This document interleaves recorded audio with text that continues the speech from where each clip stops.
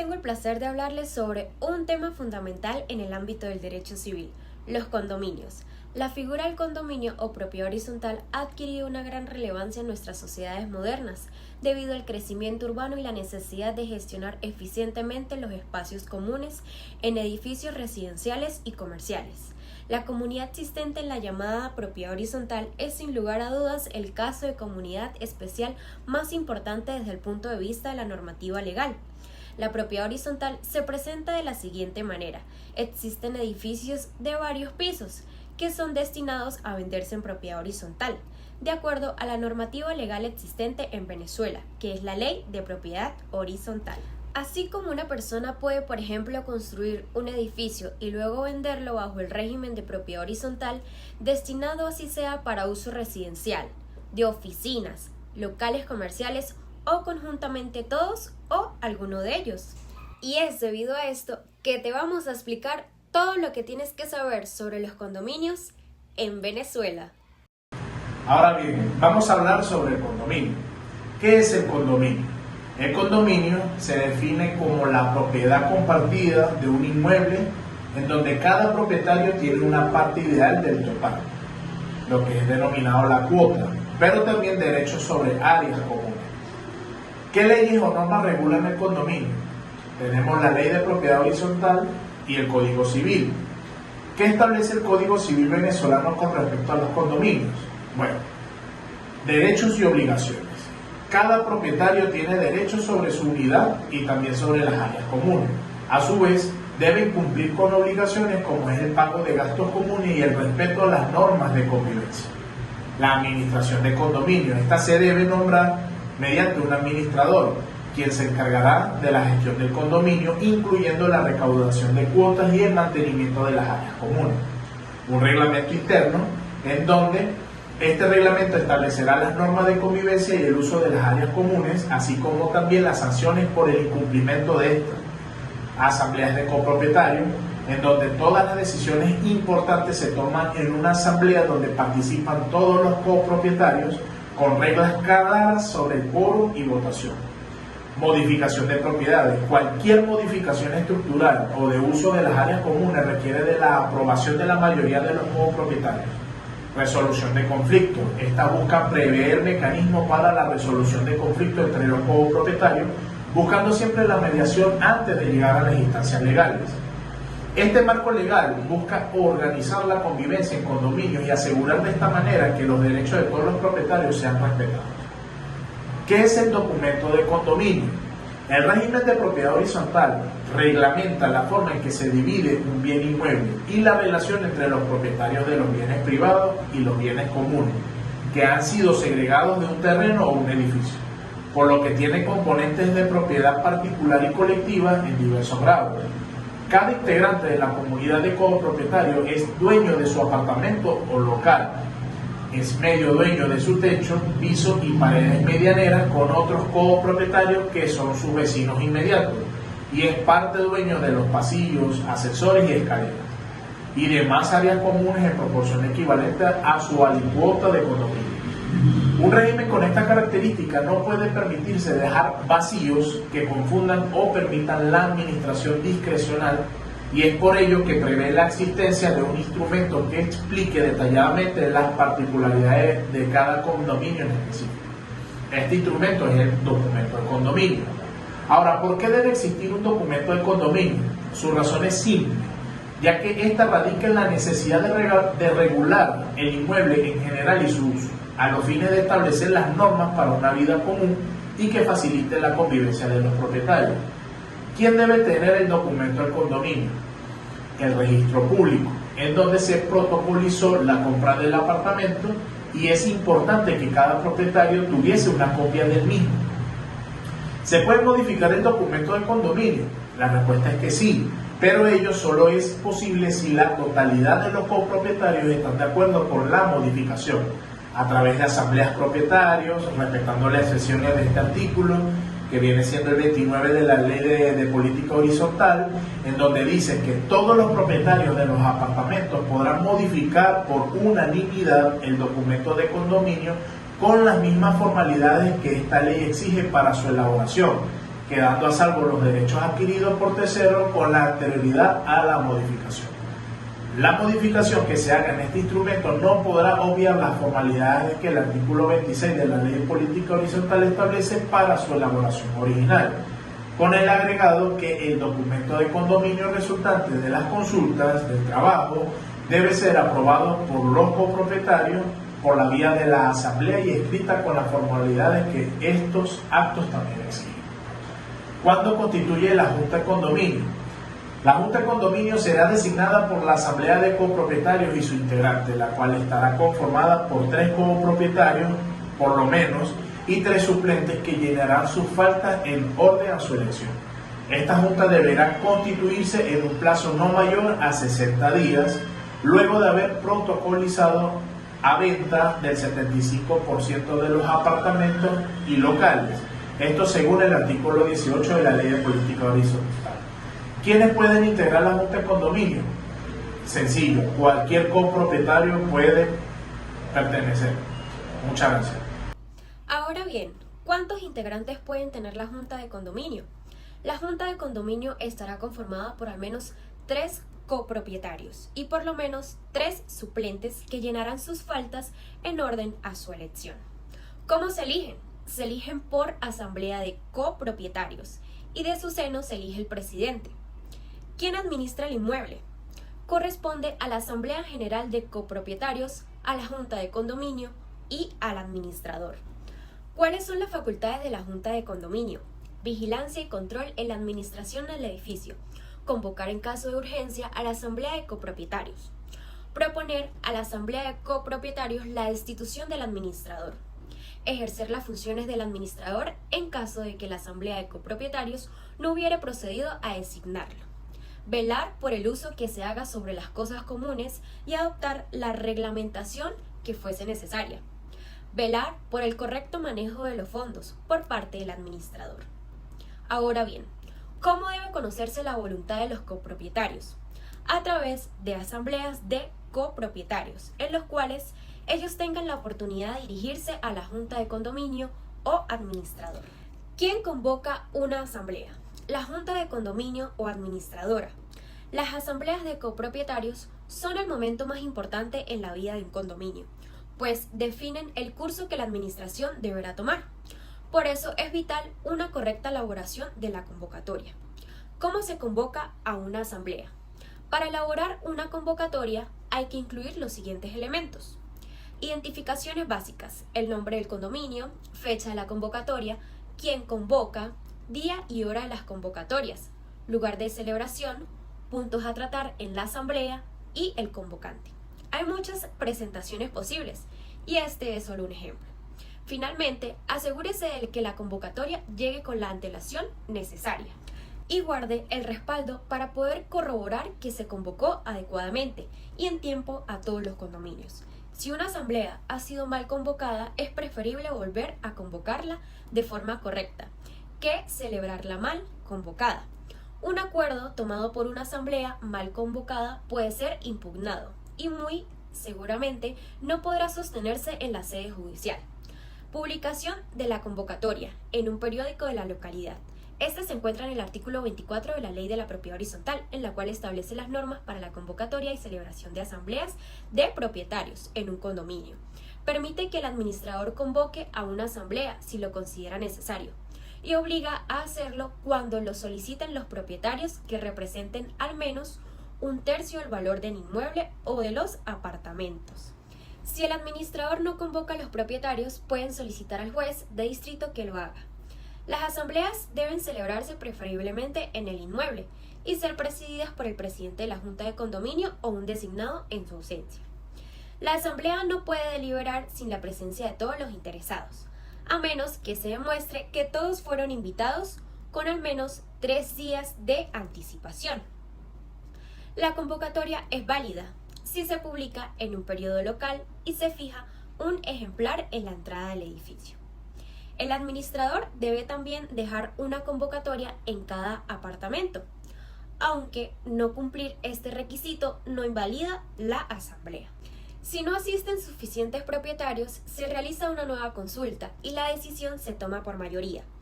Todas las asambleas deben registrar un acta en el libro de acuerdos, firmada por los asistentes. ¿Quién puede impugnar un acta de asamblea extraordinaria de propietarios? Cualquier propietario podrá impugnar ante el juez los acuerdos de la mayoría. El artículo 25 de la Ley de Propiedad Horizontal dice: es el dispositivo legal que otorga a cualquier propietario la facultad legal de acudir al tribunal a solicitar la impugnación de los acuerdos que tomen en la asamblea la mayoría de los copropietarios. ¿Por cuál motivo se puede impugnar un acta de asamblea? Porque dichos acuerdos violen la ley o el documento de condominio, o bien porque sean tomados con abuso de derecho. En este último caso, se trata de las decisiones que se acogen traspasando los límites de la buena fe o excediéndose en el límite de contenido para el ejercicio de un derecho. De acuerdo al artículo 25 de la propiedad horizontal, establece que los acuerdos de los propietarios tomados conforme a los artículos anteriores son obligatorios para todos los propietarios. Sin embargo, cualquier propietario puede impugnar estos acuerdos ante el juez si considera que se han violado la ley, el documento de condominio o se ha cometido un abuso de derecho. Esta impugnación debe hacerse dentro de los 30 días siguientes a la fecha de la asamblea o de la comunicación de la decisión por parte del administrador, si el acuerdo se tomó fuera de la asamblea. Si no se convocó la asamblea o no se informó del acuerdo, el plazo de 30 días comienza a contar desde que el propietario tenga conocimiento del acuerdo. La impugnación no suspende automáticamente la ejecución del acuerdo, pero el juez puede decidir suspenderlo provisionalmente si así lo solicita una parte interesada y tomando las precauciones necesarias. El procedimiento a seguir es el previsto en el Código de Procedimiento Civil para juicios breves. ¿Cuándo se intenta el recurso? El recurso deberá intentarse dentro de los 30 días siguientes a la fecha de la asamblea correspondiente o de la comunicación de la decisión hecha por el administrador. Si el acuerdo hubiere sido tomado fuera de las asambleas, si no se hubiese convocado a la asamblea o si no se hubiese participado el acuerdo tomado fuera de ella, los 30 días indicados se contarán a partir de la fecha en que el recurrente hubiere tenido conocimiento del acuerdo. El recurso del propietario no suspende la ejecución del acuerdo impugnado, pero el juez, discrecionalmente y con las precauciones necesarias, puede decretar esta suspensión provisionalmente a solicitud de la parte interesada. Los efectos de este artículo se seguirá el procedimiento previsto en el Código de Procedimiento Civil para los juicios breves. El condominio son estructuras físicas donde se agrupa una cantidad de viviendas, como lo hemos visto el resto de la exposición de mis compañeros. Esa que puede ser locales comerciales, puede ser residencias de habitación y toda esa estructura que se hace en una edificación.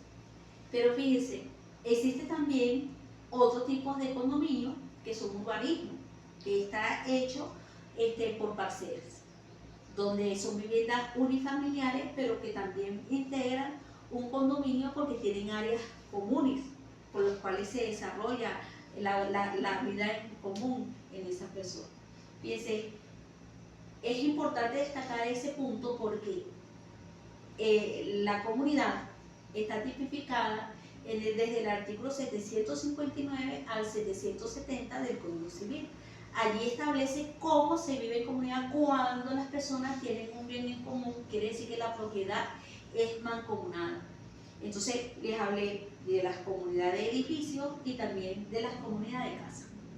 Por ejemplo, la comunidad de edificios se rige por la ley de propiedad horizontal, ¿verdad? Está tipificado allí cómo se van a administrar las personas que forman parte de ese condominio. También tenemos la ley de parcelamiento, que es la que rige los urbanismos, donde hay parcelas individuales y se rige por esa ley de parcelamiento. Entonces tenemos una diferencia, que los que son edificios están realmente tipificados en la ley de propiedad horizontal, pero los que viven en un urbanismo, no. Entonces, ¿qué sucede? Lo que vive en la propiedad horizontal, en el artículo 18, se crea está tipificado cómo se va a administrar esos bienes que las personas tienen en común en ese condominio. Pero en la ley de parcelamiento se le asigna una alícuota de que tiene que ver con la propiedad, pero no tipifica exactamente cómo se va a administrar. Y en ese momento, entonces la gente tiene que se hace una asociación civil sin fines de lucro para poder cumplir con esa función administrativa. En cambio, que en la ley de propiedad horizontal tiene ya tipificado que es una junta de condominio la que va a realizar este trabajo junto con un administrador y junto con los copropietarios o propietarios de esos inmuebles. Entonces hay dos diferencias. Entonces, la diferencia que existe entre una es que la junta de condominio se crea realmente por voluntad, o sea, por mandato expreso de esa ley de propiedad horizontal. En cambio, que la asociación civil con fines de administrar un condominio se crea por voluntad de las personas que forman parte de ese parcelamiento, con la idea de poder administrarse y cumplir con sus fines, que son mantenimientos de las áreas comunes, de las áreas verdes, de vigilancia, etcétera, que podrían formar parte de esos parcelamientos, de esos lugares. Entonces son dos diferencias. La otra es que una que es muy puntual, que la junta de condominio no tiene personalidad jurídica, quiere decir que demanda, la personalidad no tiene personalidad jurídica, y cuando se procede a una demanda, todas las personas son responsables de esa demanda como tal, no tiene personalidad jurídica.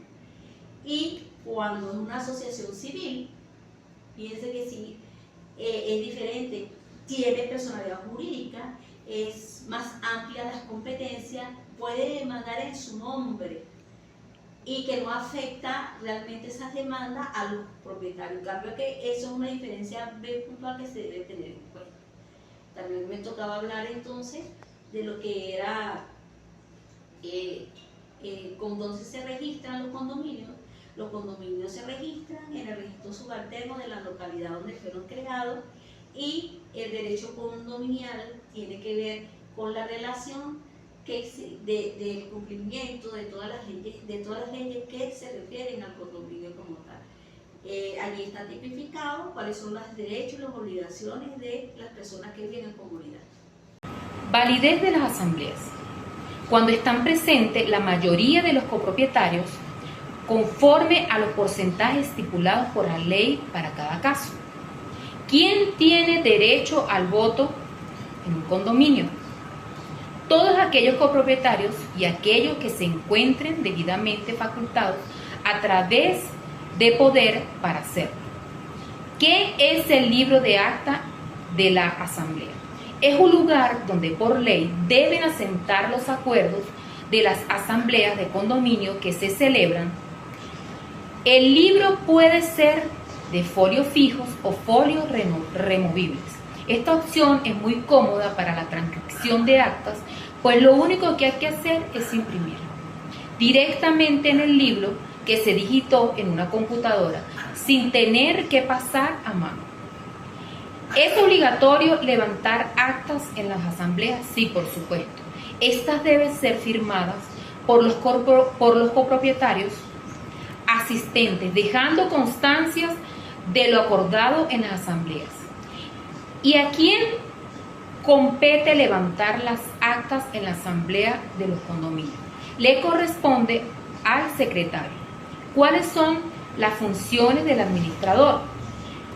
Le corresponde al administrador lo siguiente: realizar o hacer actos referentes de la administración y la conservación, así como las reparaciones menores de las cosas comunes, cumplir y velar por el cumplimiento de las disposiciones del condominio, cumplir con los reglamentos y de los acuerdos que han llegado los propietarios, recaudar de los propietarios lo que cada uno le corresponda sobre sus gastos y expensas comunes, y si hubieron apartamentos rentables de la propiedad de la comunidad, recibir los cánones de arrendamiento y aplicarlos a los gastos comunes. En caso de lo contrario, lo recaudado supere a los gastos comunes, los copropietarios por mayoría podrán darle un destino diferente u ordenar su distribución. Ejercer en juicio la representación de los copropietarios en asuntos concernientes a la administración de las cosas comunes, debidamente asistido por un abogado o bien otorgando el poder correspondiente para ejercer esta facultad. Deberá estar debidamente autorizado por la Junta de Condominio de acuerdo con lo establecido en el respectivo documento. Esta autorización deberá constar en el libro de actas de la Junta de Condominio, llevar la contabilidad de los egresos y gastos que afecten al inmueble y a su administración en forma ordenada y con la especificación necesaria, así como conservar los comprobantes respectivos.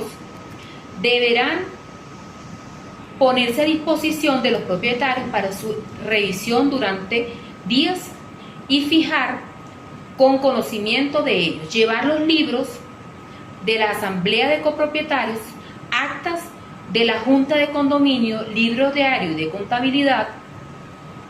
Estos libros deben estar sellados por un notario público o un juez del municipio en cuya jurisdicción se encuentre el inmueble. Presentar en su informe anual de su gestión la valoración y el cumplimiento de cualquiera de las obligaciones a que se refiere este artículo por parte de su administrador.